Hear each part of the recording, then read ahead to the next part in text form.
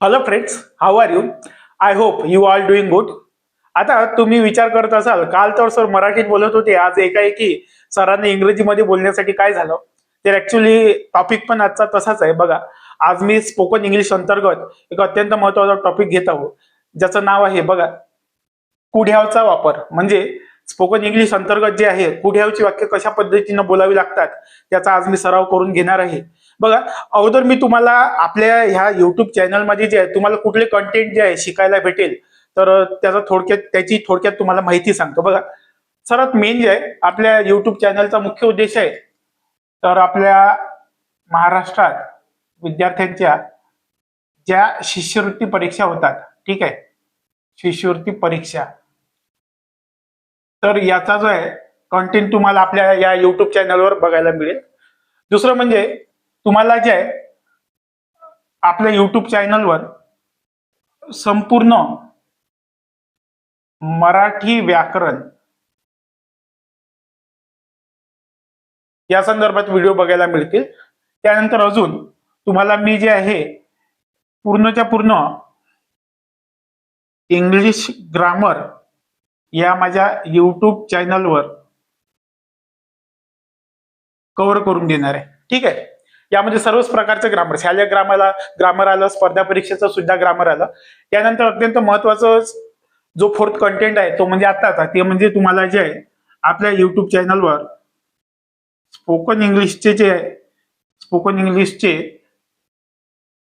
Video बघायला मिळतील, ज्याच्यामध्ये मी प्रत्यक्ष जे आहे बोलून तुमचा सराव सुद्धा करून घेणार आहे. तर मी जे आजचा जो व्हिडिओ आहे ना, हा स्पेशल विद्यार्थ्याच्या डिमांडवर घेऊन आलेला आहे. तुम्हाला वाटेल की मधातच आपण की कुड हॅवचा वापरचा कसा काय व्हिडिओ बनवत आहे, तर हा स्पेशल डिमांडवर आपण हा व्हिडिओ घेऊन येत आहे. आणि राहिला बाकीचे मग व्हिडिओ, तर मी जे स्पोकन इंग्लिश अंतर्गत जे आहे तुम्हाला क्रमाक्रमानं जे आहे व्हिडिओ या युट्यूब चॅनलवर टाकेल तुमच्याकरिता. ठीक आहे, तर बघा, आज स्पोकन इंग्लिश अंतर्गत जे आहे आपण कुड हॅवचा वापर बघणार आहोत. याचे काही वाक्य बघूया. बघा, कुड हॅवचा अर्थ सर्वात पहिले मराठीत काय होतो, तर कुड जो आहे हा कॅनचा भूतकाळ आहे, बरोबर आहे. आणि तो हॅव जो आहे हे टू हॅवचं रूप आहे. याचा मराठीत अर्थ काय होत असतो, भूतकाळी स्वरूप आहे. करू शकला किंवा शकली, असता किंवा असती. बघा, असा याचा मराठीत अर्थ होत असतो. कुड हॅव म्हणजे करू शकला असता. तर याच्यामध्ये कसं आहे, अगोदर मी तुम्हाला रचना सांगतो, याची रचना कशी असते. ही रचना तुम्ही एकदा जी आहे लक्षात ठेवून घ्या, आणि त्याच्या मग उदाहरणांच्या आधारे जे आहे तुम्हाला त्या रचनेचा सराव झाला, मग तुम्ही स्वतःहून जे आहे अशा प्रकारच्या मराठीचे वाक्य इंग्रजीमध्ये करू शकाल. ओके, तर याची रचना कशी आहे, सर्वात पहिले जे आहे आपण विधानार्थी वाक्याची याची रचना पाहूया. जेव्हा वाक्यामध्ये कुड हॅव येते, तर सर्वात पहिले विधानार्थी वाक्यामध्ये तुम्हाला माहिती आहे सब्जेक्ट असतो, म्हणजे कर्ता असतो, किंवा उद्देश म्हणतो आपण मराठीमध्ये त्याला. त्याच्यानंतर सब्जेक्ट नंतर जे आहे आपण हा कुड जो आहे हा मॉडल ऑक्झिलरी घेतो. कुड जो आहे हा कॅनचा भूतकाळ आहे. त्याच्यानंतर करू शकला असता, कुड हॅव. तर आता जे आहे हा हॅव बदलत नाही, कारण जो आहे कर्त्याचा इम्पॅक्ट जो आहे हा कुडवर पडतो. ठीक आहे, कुडनुसार जो आहे या ठिकाणी हॅव आपल्याला घ्यावं लागतं. म्हणजे इकडे जे आहे कर्ता एकवचनी असन तरी त्याचा फरक नाही पडत. हॅव हा नेहमी हॅवच राहणार आहे, त्याचा काही फरक पडत नाही. ठीक आहे, आता कुड हॅव असेल तर मुख्य जे क्रियापद असणार तर हे तिसऱ्या रूपामध्ये असणार, म्हणजे पास्ट पार्टिसिपल मध्ये. त्याच्यानंतर मग वाक्यामध्ये ऑब्जेक्ट असू शकते, कॉम्प्लिमेंट असू शकते. हे जे हे ऑप्शनल आहे, हे काही कंपल्सरी नाही आहे.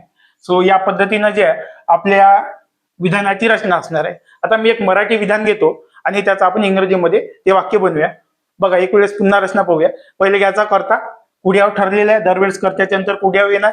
त्याच्यानंतर जे आहे मुख्य क्रियापदाचं तिसरं रूप येणार, आणि ऑब्जेक्ट आणि कॉम्प्लिमेंट ते नसले तरी चालतात, ते वाक्याच्या अर्थावर डिपेंड करते. बघा, एक मराठी वाक्य येतो, करू शकला असतं. जसं आता एक मराठी वाक्य बघा, मी म्हणतो की भारत सामना जिंकू शकला असता. ठीक आहे, असं वाक्य आहे आपलं. भारत सामना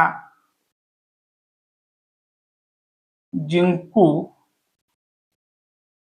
शकला असता.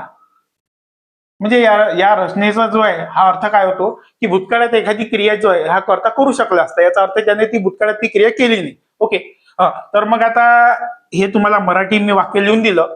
आपल्या समोर याची रचना आहे इंग्रजीमध्ये. तर तुम्हाला माहित आहे याच्यामध्ये क्रियापद जे आहे जिंकू शकला असता. ओके, तो जिंकणारा कोण म्हणजे जिंकू शकणारा कोण तर Bharat. So this is our subject here. Okay, जिंकू शकण्याची क्रिया कोणावर घडली आहे या ठिकाणी सांगणार. So this becomes here our object. Okay, and the rest of the part is here verb. So let's form the sentence in English. Okay, so start the sentence with subject. काय म्हणतात भारत. तर इथे जे सब्जेक्ट आपण काय घेणार India. India. हा, आता हे आपल्यासाठी सोपं आहे. हे कुड हॅव सब्जेक्ट नंतर दरवेळेस येते. कर्त्याचा जो आहे त्याच्यावर काही वेगळा प्रभाव पडत नाही. म्हणजे कर्ता कुठलाही असो, एक वचनी अनेक वचनी, या ठिकाणी तुम्हाला कुड हॅवच घ्यावं लागते. इंडिया कुड हॅव. ठीक आहे. V3 जिंकू शकला असता तर काय विन वोन दी नाही द म्हणावं लागेल. The match. ओके, या पद्धतीने आपली ही रचना असेल. अजून एक वाक्य घेतो. तो काही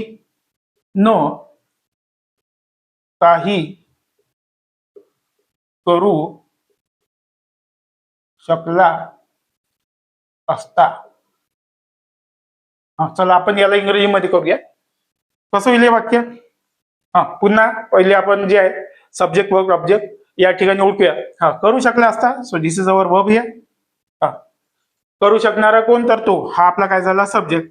काही ना काही करण्याची क्रिया जी आहे काही ना काही म्हणजे दिलं नाही पण हे आपण याला ऑब्जेक्ट ट्रीट करू शकतो. चला इंग्रजीमध्ये करूया. तर काय म्हटलं आपण तो काही ना काही करू शकला असता. सब्जेक्ट घ्या पहिले. तर काय म्हणसा ही त्याच्यानंतर काय येत असते सूत्रानुसार कुड हॅव. करू शकला असता.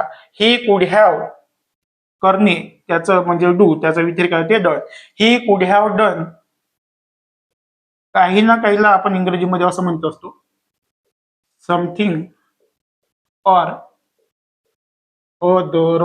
Something or other. तर या पद्धतीनं जे आहे आपली वाक्याची रचना होत असते. ओके, तर तुम्हाला जे या सूत्राचं म्हणजे तुम्हाला नोट्स वगैरे काढायचं असेल तर तुम्ही याचा स्क्रीनशॉट घेऊ शकता. मी साईडला होतो थोडा. ठीक आहे. ओके, आता यानंतर मी अजून काही वाक्य देतो.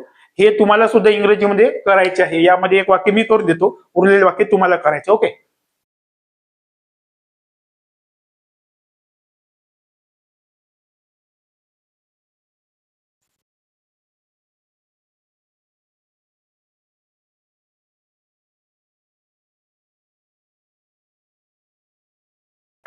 बघा एक वाक्य येतं इथं. हे आपलं तिसरं वाक्य आहे. वाक्य आहे ती परीक्षा पास होऊ शकली असती. चला इंग्रजीमध्ये करूया. काय म्हणता बघा. आता सराव झाल्यावर डायरेक्टच तुम्हाला करता येते. याच्यामध्ये दरवेळेस मग सूत्राचा वापर करा ट्रान्सलेट करा याची गरज नाही पडत. ओके, हे वाक्य कसं होतं. शी कुड have past. In the exam नसतात म्हणत लक्षात ठेवलं. फक्त दी एक्झाम या पद्धतीने आपल्याला वाक्य बनवावं लागेल. ओके, एक अजून एक चौथं वाक्य घेतो ते तुम्ही करा आता. ठीक आहे. वाक्य घेतो. राम त्याला वाचवू शकला असता. तर आता हे जे वाक्य आहे तुम्हाला स्वतःला करायचं आहे इंग्रजीमध्ये. ओके, बघा. तर या पद्धतीने जे आपण कुड हॅवची रचना पाहिली आणि त्याचे काही वाक्य जे आहे मराठीतून इंग्रजीमध्ये केले याचा थोडा सराव केला तर तुम्हाला हे वाक्य जे आहे सहजपणे जमतील. पुन्हा एक वेळेस सांगतो याची रचना कशी असते. पहिले घ्यायचा सब्जेक्ट त्यानंतर घ्यायचा कुड हॅव मग V3 त्याच्यानंतर उर्वरित जे काही वाक्यामध्ये आलेलं असेल ते या पद्धतीने रचना असते. ठीक आहे. यानंतर जे आहे मी पुढच्या रचनेवर व्हिडिओ घेऊन येणार आहे. तोवर ठीक आहे. सर्वांनी काळजी घ्या. थँक्यू.